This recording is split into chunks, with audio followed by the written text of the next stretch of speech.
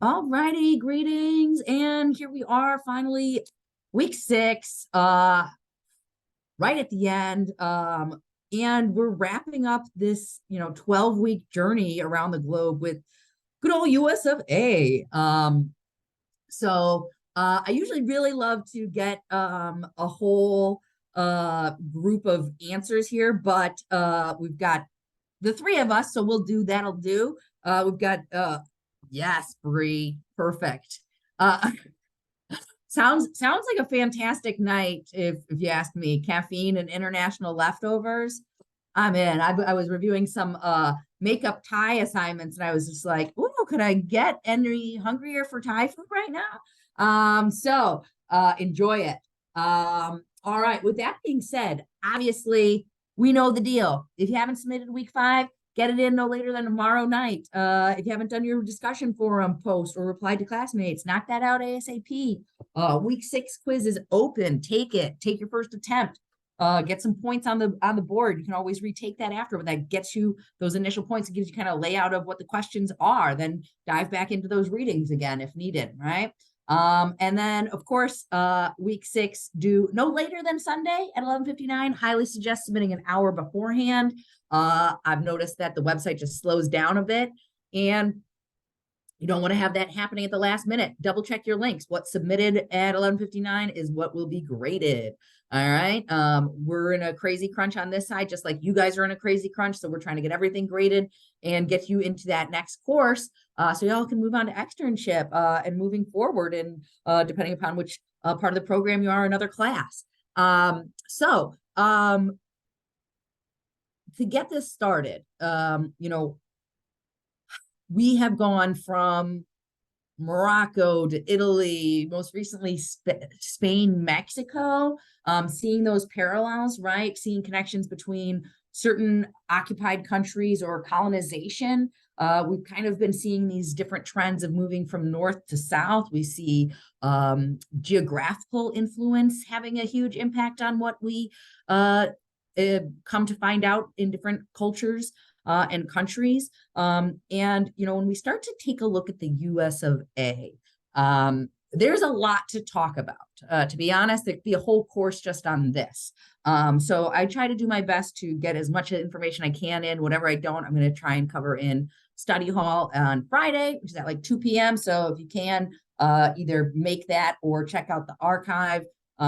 Because I personally think it's some cool information that maybe not everybody knows about, or that it's not talked about as often. And I think it is my job to share that knowledge. Before we hop into all that, where are you from and what type of pie did you grow up in? You can put in the chat, you can turn your mic off. I think this is what starts to get the ball rolling, okay? So if you're from the US, right? Where did you grow up and what type of pie?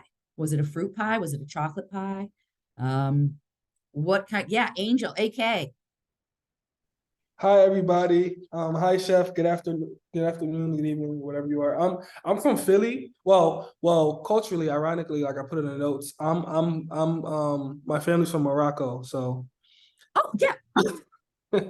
But I've been stateside since I was 3.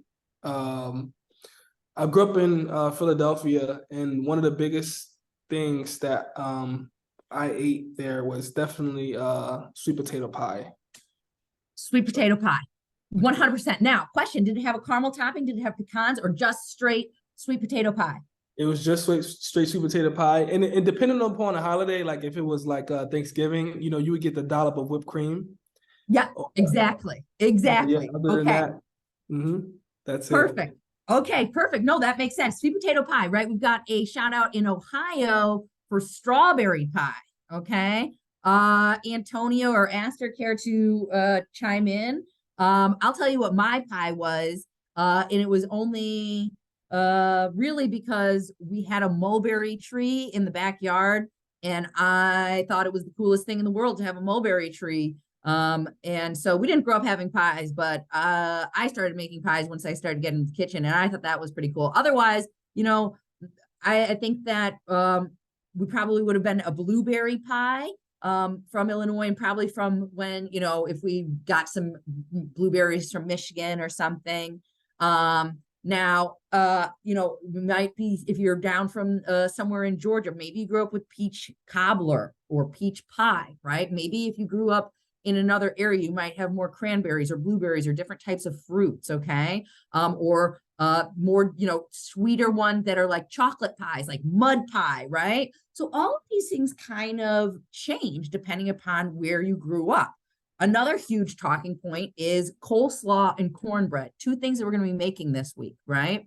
Now, you think about coleslaw. Which way did you grow up with coleslaw, right? Which did you see? That mayonnaise creamy base where it's kind of almost like liquid-like? Was it vinegar based? Was it a hybrid? Right? You could even go into this and thinking about your potato salads. What was it, mayo or sour cream? Did it have mustard in it? Did it have hard-boiled eggs in it? Did it have celery? Did it not? Right? We've got a sweet potato from Georgia. Okay, right? Now cornbread. Okay. Did you have it sweet? Did you have it with buttermilk? Did you have it more savory? Now, also, did you grow up eating Jiffy? Right? Like Jiffy, Jiffy cornbread, right? That was the standard in my house growing up. I you know, that was what I still love that, right? Now others might say I would never have had a cornbread made from a box, right? Yeah, we got a Jiffy. Yeah, right. So this is kind of like the cornerstone of a lot of Americans cornbread, right? You're buying that Jiffy, you add your eggs, and boom, you've got this awesome, delicious cornbread, right? But now some people will say, "Oh no, never had that box stuff," and it was more sweet versus savory, or we ate it with buttermilk. Okay, so depending upon where you're from, you're going to see these different nuances coming up on how you even eat cornbread, or again, like I said, coleslaw. Now, obviously, there's a whole heck of a lot more to United States of American cuisine than just what we're talking about right here, cornbread and coleslaw. You know, we talk about the big one, right? I think that a lot of people associate with barbecue, right? If we start looking at barbecues, okay. See, we already have a loud vocal point here in the chat. Not touch coleslaw if it's shredded. It has to be chopped, because that shredded really breaks down, right? Kind of like mush after a while. Where's the texture? Where did that cabbage go? I don't even know I can't even see it, right? Okay, so now you start thinking about this, even the type of potato that's used. Okay, how mashed is that potato in that potato salad? Or are they really cubed and kind of undercooked, right? Not undercooked, but just firm, right? Or they kind of a little bit overcooked and it kind of is a little bit mashed and crumbled coming together, right? So we start thinking about all of these slight differences, and that's going to come from maybe where you grew up, maybe where your parents grew up, where your grandparents, okay? Maybe a neighbor, maybe an aunt, maybe a friend. Okay, we get into the world of barbecue. There's definitely not enough time to talk right now about barbecue. If there is a chance, I'll pull that in at the end. Otherwise, usually save that for study hall, because when we look at the world of barbecue in the US, it's insane. Whether we're talking about Kansas City style, Texas style, St. Louis style, right? And guess what? More than just those. What about all the different sauces? How tangy, how sweet, how spicy? What about Alabama, Carolina Gold? Okay, that has mustard base. All right, Nashville, yes, exactly, Nashville barbecue. Right, so that's a whole other, you know, we'll talk about where you have more pork versus more beef, even in animal-based barbecuing. And that comes, we see Texas with a lot of beef and a lot of brisket. Okay, and there's actually a large Jewish population that had an influence in that cuisine, just like when we see that Carolina Gold and that mustard sauce coming in from German immigrants. Okay, so we start again to see flavor profiles developing. Okay, now I'm going to hop into that slideshow really quickly, but I'm not going to spend all the time there, because like I said, there are other more important things that I think are so important to talk about when we talk about United States of American cuisine and Native American cuisine, okay? And things that have not been on the table, all right? And diving deeper into that, because guess what? There was a whole cuisine here that existed, right, before people came, right? Native Americans were living here. They were using in an enormous amount of herbs, foraged ingredients, okay? Their cuisine had utilized bison, unique herbs, small harvested berries, wild rice. Lots of ingredients like wheat didn't exist, remember, in Native American cuisine. All right, so I want to tap into that a little bit. So I'm going to pull up the slideshow. We're going to zoom through that, and then I'm going to talk to you a little bit about what I think one of the coolest chefs around is called the Sioux chef, not S-O-U-S, but S-I-U-X, as in the tribe, Sioux tribe, right? And see what Chef Sean Sherman is, that's a tongue twister right there, is doing in the world of cuisine and bringing Native American foodways back into the U.S. and bringing knowledge and education for things that have been hidden, all right, or not discussed or not able to be highlighted, all right? So let's get on into this slideshow and let's go. All righty. So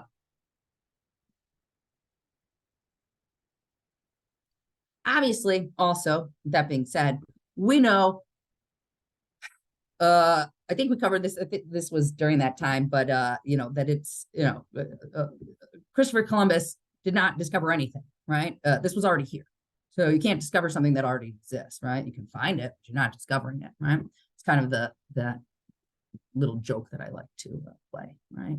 And we know also, without diving too far deep into this, we know that slavery has a massive impact on the United States of America as well, right? We've already been talking about colonization throughout every country, right? Well, now we're looking at the US, which has, while a very short history compared to many of these other countries, right? When we look at, you know, when we look at these other cuisines that we've discovered and taken a dive into, while short, it has a lot of history that's either been not discussed, or hidden, or modified, and you know, a lot that we just don't know about what actually existed within this country or what actually happened. How did our cuisines? You think about, you know, certain dishes that are iconic for the U.S. and what we eat. All right, and who brought them to the U.S. All right, so we're going to dive into that. So obviously, Native American cuisine, right? Many indigenous foods still eaten, and we see, of course, indigenous Native American foods, you know, around the world, as we've seen, like, you know, the chili and the tomato, right? Well, we look at corn, we look at these staples, all right? Now, of course, you've got one of the classics here of growing, which is also known as the Three Sisters, okay? The Three Sisters, corn, bean, and squash. So what happens with that? It's genius, okay? Corn grows up, right? Big and tall. Well, guess what a corn stalk can be? It's great for a bean pole. Beans wrap around, okay? Now that corn stalk is holding up that bean pole, right? And guess what? Squash grows down on the ground. It needs some extra protection. These three combined work harmoniously, okay? Native Americans also were constantly and always doing rotational crops, okay? Not overtaxing and burdening the land. They understood that you cannot do this, right? So a lot of real classic in agriculture, incredible information and techniques and skill sets, okay? Not to mention the foraging capabilities and utilization and knowledge of herbs and products to use as both nutritional and medicinal, all right? Then we got potatoes, sweet potatoes, tomatoes, peanuts, pumpkins, right? As well as, of course, depending upon where, which region, we know you're gonna have different, like up north, they're gonna have maple syrup, right? Well, guess what? Down south, you're gonna have agave-based sweeteners, right? Based on what the nature's giving you, okay? And now, this is pretty cool. I'm going to pull this up in case you don't know, because I always do love to pull our maps up, but because this is kind of funny, I think it's always really kind of interesting if you don't love geography or don't look at maps that often. But this talks about the Bering Strait.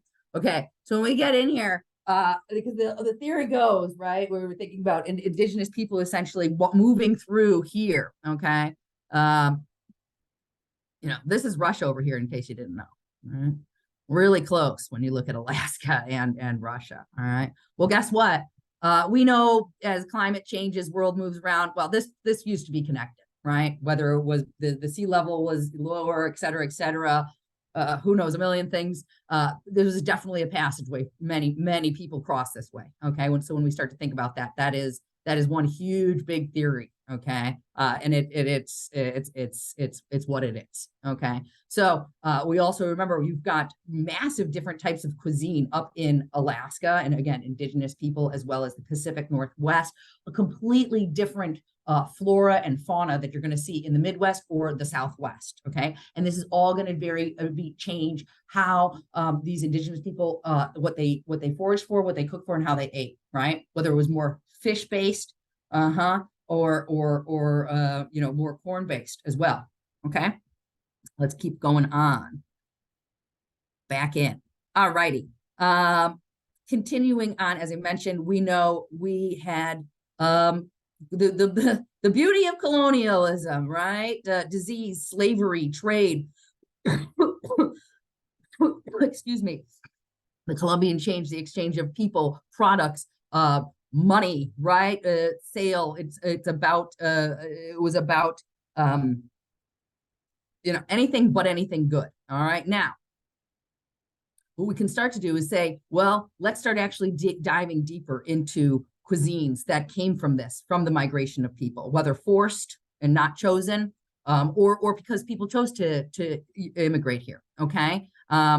Because this has shaped the cuisine of the US, right? If we look at fried chicken, now I know we're talking about plant-based, but fried chicken, right? Personally, probably hands down my go-to all-time favorite. I mean, if there's something growing up, it was fried chicken or Cantonese style fried barbecue pork fried rice, those and an egg roll, right? But from the Cantonese style, not the new stuff that's around these days, okay? And really good fried chicken. Now, if we talk about fried chicken, you're gonna have a huge discussion on how fried chicken should actually be made. Your blending, your seasoning, what type of pan you're using. Is it deep frying? No, you should be shallow frying that, okay? Technique. Guess what? Let's talk about where did the technique of fried chicken come from? So far, the best that we can really figure out is a combination of African and Scottish techniques that were blended together that created basically one of the greatest dishes of the US of A, right? Let's talk about mac and cheese as well. I know I'm going off, but this is where we get exciting, okay? Macaroni and cheese. Who grew up with mac and cheese? Now, if you grew up vegetarian and you might have had it, if you grew up vegan, probably not, right? Maybe you had an alternative. I know I certainly grew up with mac and cheese at every party, all the time. And I grew up with that the blue box, right? Did anybody else grow up? Yeah, we got it. Jasmine loves mac and cheese too, right? Who doesn't? That thing is like comforting heaven. Okay. And yes, you can make awesome plant-based ones too, as well. All right. So many different techniques out there. We know that is not lost. Okay. But when we really think about mac and cheese, well, how did this dish become, and I was blanking on the blue box Kraft, right? How did like this macaroni and cheese, this cheese and pasta dish become so loved and consumed throughout the US, right? Well, little did one know, right? Unless you did some research and found out. And even then it was hidden for quite a long time because it was put under the idea that that Thomas Jefferson, the president, right? He brought mac and cheese and shared it with, he's really the one that, brought that to the White House and kind of spread that. Well, guess what? It was actually James Hemming, who was an enslaved chef, an enslaved man who was also his chef, who went to France with him, learned that technique and brought that back. Okay. So, again, what I'm going to start going into is that we have not really tapped into understanding and honoring the contributions to cuisine, the US of A cuisine, when we don't look and recognize Native Americans and African Americans, okay, and not to mention just that, but also what about the huge Caribbean influence, okay? When we start to think about gumbo, okay, I know I'm taking you on a kind of crazy trip here, but gumbo, okay, we're gonna get into Creole and Cajun cuisine, but the word gumbo, okay, one of the main components of gumbo is okra. Now, if you look at the African and Spanish. This is how I started figuring stuff out. I was walking around in Cuba and I heard a woman selling quimbobo. And I thought, what the heck is this? Finally, I figured out it was okra. Well, guess what? If you look back into the general African name for okra, you see that it's very similar to ingumbo. Okay, I'm not pronouncing it correct. I don't know. Okay, but guess what? That sounds very similar to, and we can see the writing in the parallel. Gumbo, ngumbo, right? So the main word and one of the biggest components of gumbo is okra, and we're looking at that's a name that has been modified and changed over time. Okay, so it's something that if we really start looking and diving into cuisine and where it comes from, we can start really honoring and diving deeper and finding as much information to share with others. Okay, so that's what I kind of want to keep on going in. I'm going to hop back into these slideshows. We'll touch base on those. It's you know, I got to get into the sous chef, but this is my favorite class because I think that there's so much that we don't talk about. And especially when we start connecting it with food and figuring out the origins of food and how do they come, we see that a lot has been hidden or masqueraded. Okay, so or stories twisted. Got one about whiskey coming up for you later. All right, continuing on. We've got 8 of these. We're gonna have to zoom past because we got a lot of recipes too, and there's more stuff to talk about. All right, we're not going to cover all of this. We know, okay, cornmeal, huge influence, right? Because of wheat production, wheat was coming in, right? We had that colonization. We want wheat. We came from over there. This says Morocco. It's not. And corn. So now corn started because guess what? Simply did not have that wheat coming in. Molasses also, molasses, different type of sweetener, right? Remember sugarcane. Was it here? Was it not? Sugarcane growing in this region? Certainly no, right? Now, Midwest, we see that huge influence from German, Scandinavian immigrants, right? Pork, pretzels, beer. We also know we've got a lot of cheese up in that region too, right? Now, continuing on, you're also going to see a huge influence northeast. There's in Rhode Island specifically a big Portuguese community. We know in New York, New Jersey, huge Italian immigration. You start to see immigration pops up in kind of pockets of different groups of people based on history as well as, hey, oh, I know that there's a group of Southern Italians living in this region. Let's go be by close to them, right? Love it, Antonio. I'm not sure where you live, but it sounds like you've got a lot going on, and I love it. Every ethnic fast food background you can think of. I love it. All right. So continuing on here, again, there's so much to cover. When we look at the South, right, we also see those cash crops, right? What plantation farming was, oopsies, back in, right? Tobacco, cotton. We also see a lot of rice growing down here. We also see nowadays, right? And of course, we think about that food being influenced, right, from indigenous people, Spanish, English, Africans, in a whole hodgepodge, incredible mix that goes down in, I wouldn't, not the whole South, Southwest, Southeast kind of gets very specific, how we all classify things. This kind of could be, taken with a grain of salt, in my personal opinion. But we start thinking about, like I said, Creole and Cajun. Okay, I'm starting to find that connection. What is that like? Right? What's the main difference between Cajun and Creole? One uses tomatoes, one does not. All right. And of course, we got into that beans, chilies, squash, corn, fry bed from the Navajo Nation. And then again, we talk a little bit about that Pacific Northwest, right? Salmon, berries.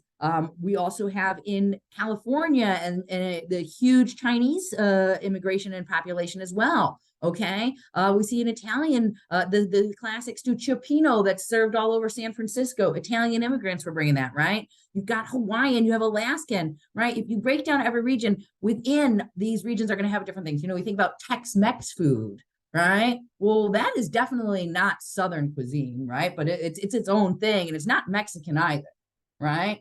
It's Tex-Mex, it's Southwestern cuisine, right? It's got its own vibe. It's not, as I said, you can be areas of Texas where it really kind of associate more with that Southern cuisine style, right? And then maybe West Texas, it's more in that, not in more that Tex-Mex version, okay? Now, another thing to think about is Floridian cuisine. I loved learning about this when I was in culinary school. There's a chef named Greg Norman who really kind of brought Floridian cuisine to the market. It kind of coined it. And that is essentially what it is. Floridian, right? Floridian and Caribbean, right down there, right? You don't have that many areas that within the US that have that type of climate, right? All that fish, all that coast, all that citrus, all that tropical influence. Cuba's not less than 90 miles away. All the Caribbean is right there. You've got a massive influence of flavor profile, technique, cuisine, spices for your barbecue, right? Okay, let's hop on in. I want to take you to Minnesota, sous chef Sean Sherman, and see what I'm talking about when we start looking at this whole concept of Native American cuisine. His restaurant called Awami has won James Beard Awards, and they're just doing a lot of really cool stuff up there, I think, and I want to highlight it. Oopsies. We'll talk about plant-based in the US, which has changed dramatically, and you guys are on the forefront of huge trends. We'll take about that in study hall. Kind of, we gotta get going in there, and we're at the last end of that anyhow. So, chef Sons, I cannot do the S's today, but so here is landing page for Awami, the James Beard recommended awarded Native American cuisine. Okay, and featuring foods from specifically Minnesota, where it's located in the land of the clouds or something like that. I forget what it's called. Now, I think this is pretty cool. They prioritize purchasing from indigenous food producers locally and nationally, right? Because you're not going to source everything, and have removed colonial ingredients such as, boom, we're out, wheat flour, cane sugar, and dairy. Boom, right? That wasn't there. Those were brought in. See you later. Ciao. All right. Let's take a look at some of these gorgeous plate ups too. Trust me, this is fantastic. There's Chef Sean Sherman himself. And taking a little bit look, this is a fall menu. All right. We've got plants. Hey, did we not just talk about that Three Sisters stew? Right. Temporary beans. Now, temporary beans are super interesting. I first learned about it while doing some research on sous chef. Temporary beans hail from the southwest of the U.S. and are known for growing very well in drought-ridden areas. So guess what? It's super dry and hot, right? There's a lot of drought there. You need a bean that's going to survive there, okay? Hominy, we've got a temporary bean dip with wild rice cracker, corn, spice bush, maple, berries, true real wild rice, caramelized sweet corn with green tomatoes, chilies we're going to see, right? Then we get into the game, oysters, whitefish, crickets, popcorn, elk, right? Venison, bison, with, again, berries and spoon bread, another classic one. We've got some shareable products, things like a stuffed poblano, half duck, huge bison ribeye, and then pawpaw, that great American classic fruit that many people don't know about. We can talk about that later. And then a wild rice pudding, with hazelnut sundowner, sounds delicious. Again, I'm getting hungry. Hope you all too. So this is what it's like. All right. And then we've got different types of drinks here. Now, they have at Awami, they also have natifs, which is the North American traditional indigenous food system. And this is all about promoting indigenous food ways, education, and reestablishing, communities. All right. Specifically through, improving health as well as food related enterprises. I just think it's really fantastic, as well as the reclamation of ancestral education is critical in reversing the damage of colonialism and forced assimilation, right? So remember, food we talk with, right? We communicate through food. We can use it as a vocal point. We can use it as a knowledge point, education and health, right? If you look at the health of many Native Americans, very poor, right? There's got huge communities that are heavily impacted by diabetes, right? Well, what happened and what went down throughout time? What provisions were they given? They were stripped away from their natural access to their normal cuisines, right? Given wheat. We know that genetically we get accustomed to certain products, right? You look at a lot of Asians don't properly fully digest lactose. Why? Because lactose isn't in their diet, right? For generations. So we're looking at similar things, right? This is bigger topics, but I'm just trying to get to the point of where we've got to start saying, hey, food is so powerful. Food can change your life, your family's life, your community's life, education, so many cool things that you can start to kind of bring into the world. All right. Now, let us hop into a little bit more here of what else, Sean Sherman. But one more thing, this is it. And for Sean Sherman, Native American cuisine. No, that's not it. It's this one. This is, here we go. 10 essential Native American recipes. All right, this is pretty cool as well. We go through things like you've got lobster, crawfish, right? Bison pot roast with hominy. These are turnips and squash. Okay, glazed roasted turnips and winter squash with agave glaze. Roast turkey with berry mint. Remember, turkeys were running around wild in the U.S. Mint sauce, black walnuts. Black walnuts, very potent in antioxidants and tons of flavor. Those Tupperware beans, again, with the chili agave glaze. Trout, we've got chia pudding, okay? Probably another salmon and trout, blackberries, seaweed, wild rice and berries, popped rice. Probably some mushrooms are going to be coming up here as well from foraging. So this is what we're kind of getting at. Another Three Sisters bowl with hominy beans. Now, this is just the start of a bigger conversation, right? And I hope that starts to put things on the table for you. I mentioned another interesting situation, not just mac and cheese situation, okay? But this one's pretty cool for maybe you drink alcohol, maybe you don't, either way. Maybe you've heard of Jack Daniels, right? Pretty famous whiskey brand out there in the world. Well,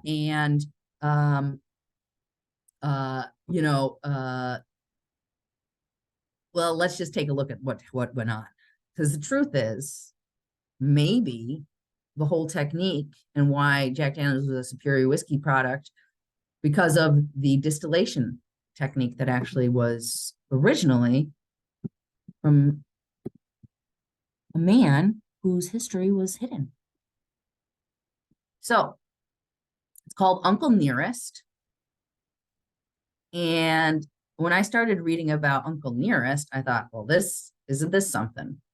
All right. The best whiskey maker the world never knew. Okay.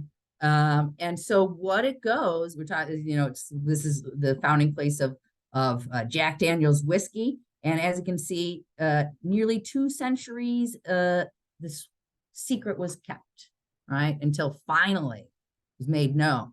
And so this is what it is. It's about Uncle Nearest. So Uncle Nearest was a slave, and he actually brought the distillation technique from Africa to make this great whiskey. Okay. And so this woman actually was the one who kind of was like, well, let's get this all going together. And kind of getting this out there. Okay. Again, her whole movement is bringing back knowledge and education and putting that in the hands of a whole new market, and looking at Black-owned wineries as well as distilleries. Okay. And getting into, again, some of these interesting stories that were kind of hidden. Okay. So I think it's so cool that if we start to dig and look into, use your whatever you can as a starting point. So many of us, we might not know where we're really from, right? Or whether that's from people that left, generations ago because they didn't have money or a job over yonder, where they were brought here forcibly without their choice. Whether maybe we were adopted, you don't know your biological parents. So many of us don't know anything, right? Where we're from, what's true. So many of us do. And it's really beautiful and fantastic when those cultures have been preserved in techniques. So, I always think about maybe if you want to create your own cultures and techniques, right? Asking your relatives, whomever they might be, friends, learning from one another, trying to find some old family recipes if you can, or trying to dive into where, anything that connects you with food, right? And just again, remembering and honoring. That's why, when we were in the week of Greece and everybody kept saying falafel and hummus. Well, guess what? That's not Greek, right? Just like saying, this was not from this or that's not from that, right? We have to do our research. We have to start diving deeper. If it allows you to share so much with whether it's the story of a dish and the reasoning behind it, whether it's something that connects you to your growing up, your grandparent, your past, somebody you met, a meal you shared. Food is super powerful. All right. So we'll talk a little bit more about barbecue and cool things like that in study hall. I want to hit up these recipes. You guys, I'm not going to spend, you guys don't need a ton of time with recipes now that you guys are super pros. And so let's get it going. I see something about eating by blood tape. Yeah, I've heard about that too. There, all different types of interesting, ways of eating. I believe it's the Maasai tribe in Africa. I mean, they're literally just like it's blood and meat, and there's like some of the strongest, healthiest people in the world. It's a totally different, everybody, again, different things, right? Intolerances and now the world is totally wild. So who knows? So let's hop on into our assignment for this week. This is going to be all fairly familiar if we're looking at it from a USA American style classic kind of barbecue spread at a party during the summer. This is what we are looking at.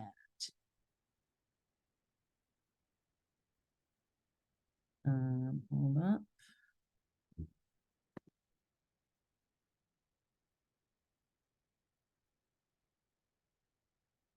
All right.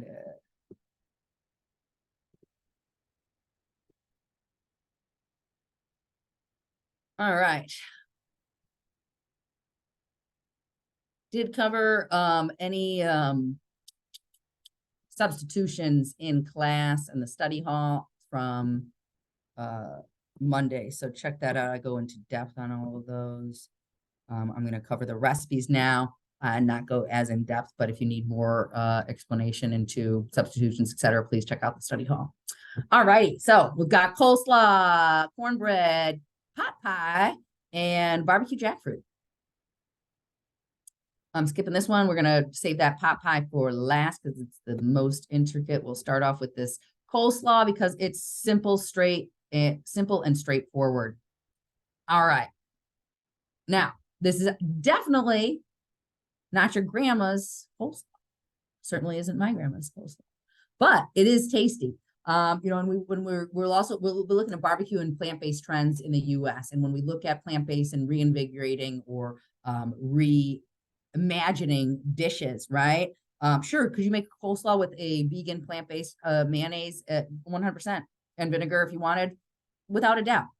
However, when we're looking at different approaches and more natural ways where we still get a similar flavor profile, which is that crunch. What does that coleslaw usually do on a plate? It's cool, it's refreshing, it's raw, it's crunchy, and it has a little tang generally to it. Okay, and so that's what we're gonna be doing, but playing up a little bit more on those flavors. So caraway seeds, optional. Dillweed seeds is another good one that could be added instead of that. You had that on hands, or celery seed as well. All right, not celery salt, but celery seed. Maple syrup, mustard, Dijon, or whole grain. Try to stay away from that bright yellow mustard. It has a definite, it's usually made with distilled white vinegar. It's a bit more sharp, which can be delicious, but go for a Dijon or a whole grain. It's going to round out that flavor profile. Obviously, if you're working on a budget, and what you've got is yellow mustard, use it. All right, apple cider vinegar, lemon, freshly juiced, and some of that zested, olive oil, salt, pepper, Cabbage, you're going to be chiffonading. Want to see those knife skills, okay? You can use green, you can use red, you could use a combination. All right. Carrots, shredded. Also, don't buy the shredded package. You're wasting money and it has no nutrition. Get yourself a carrot, put it on the grater, grate it. All right. 1 cup, right?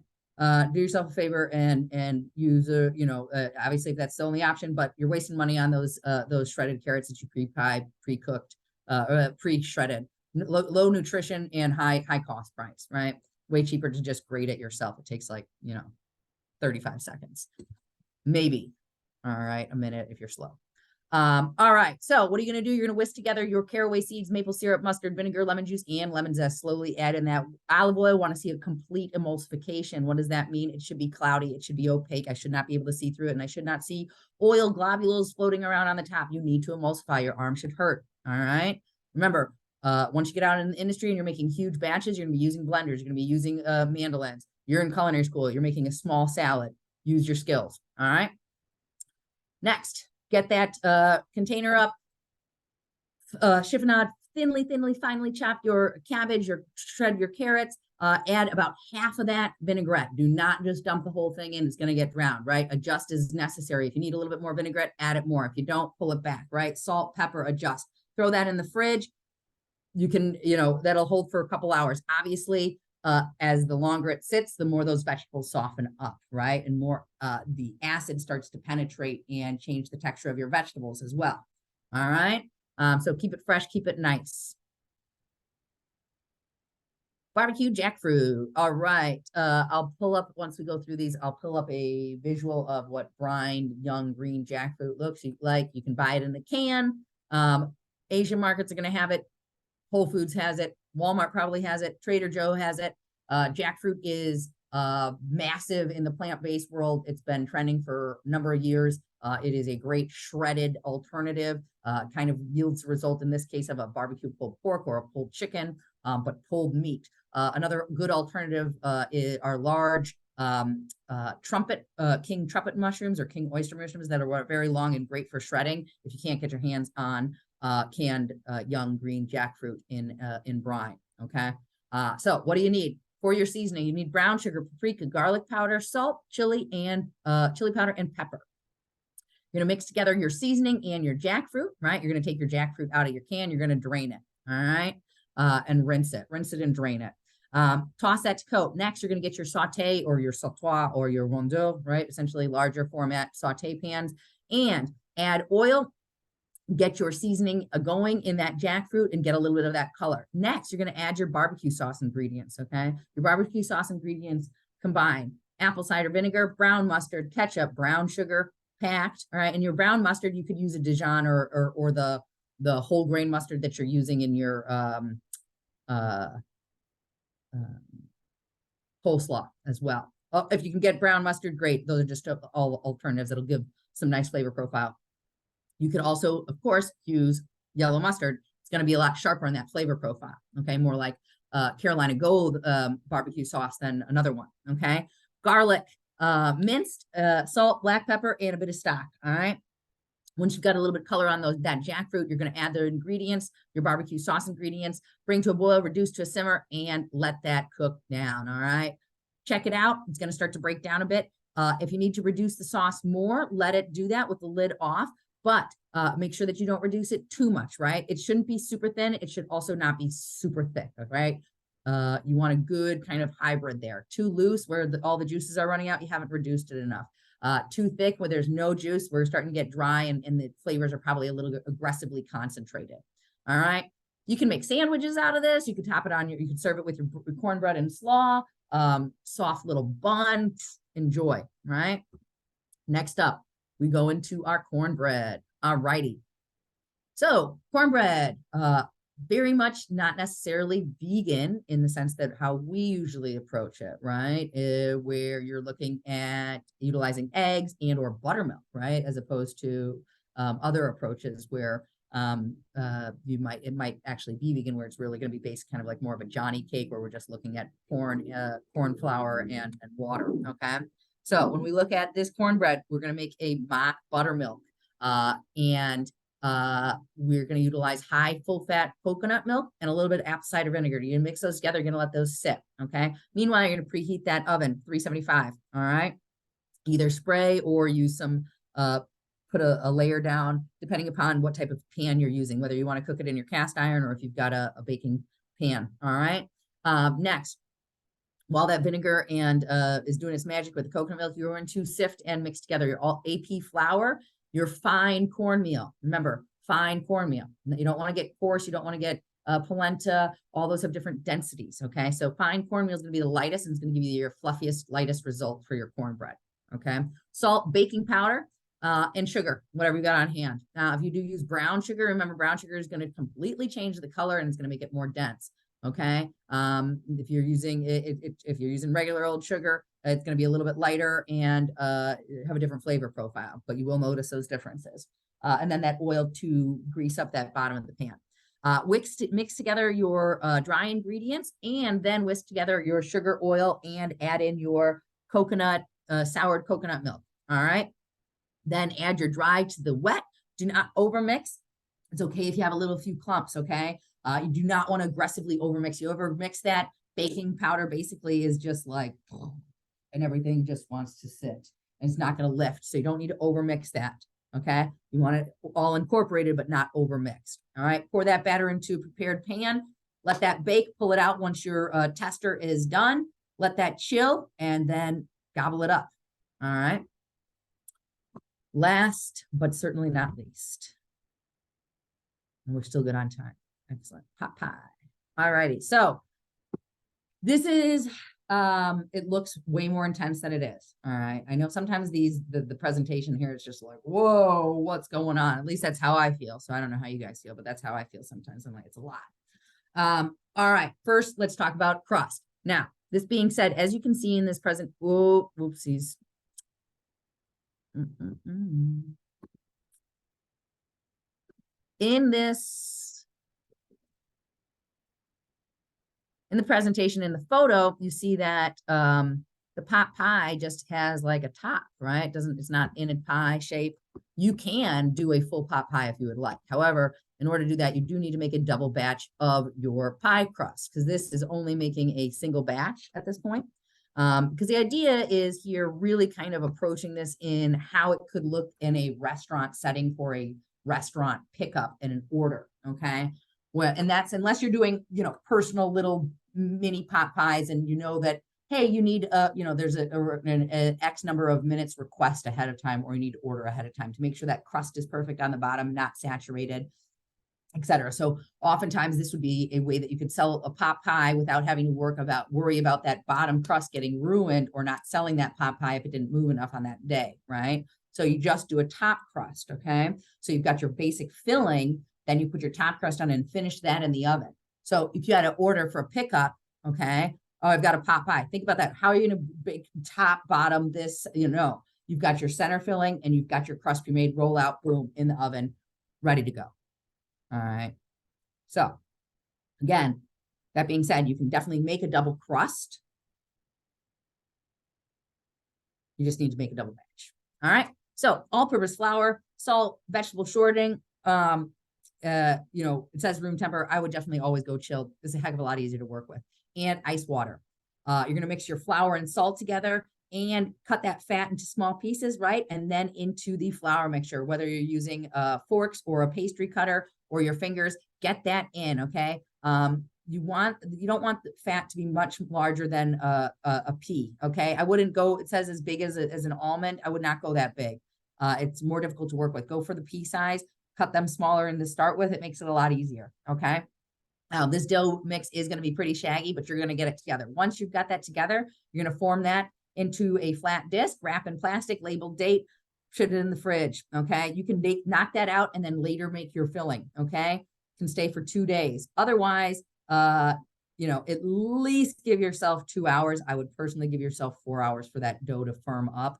Otherwise, it gets way difficult to work with. Yes, you can use, for your shortening substitution, essentially it's going to be a little bit different, but yeah, I mean, at the end of the day, vegan butter is essentially, Hate to break it to everybody, it's margarine, it's shortening. Okay. It just has butter flavor. Okay. So vegetable shortening, margarine, vegan butter, all kind of the same. Short fatty chain hydrogen bonds there. Yeah, I know. It's funny but true, right? Because literally it's like margarine. Remember, I can't believe it's not butter. Does anybody else find that hilarious? Because that's literally vegan butter. Well, sometimes they have little milk solids in it, so you got to double check. But back in the day, right, margarine was the health alternative, right, to stay away from saturated animal fats. Now, again, if you need to double up, if you want to do a bottom crust, go for it. Just double up that crust recipe. Now, we hop into your filling, okay? Your filling, oil, onion, small dice, carrots, small dice, mushrooms, cremini, white, button, portobello, whatever. I would not quarter them. I would small dice them. Think about, you want all of this to be really nice and harmonious in your pot pie, right?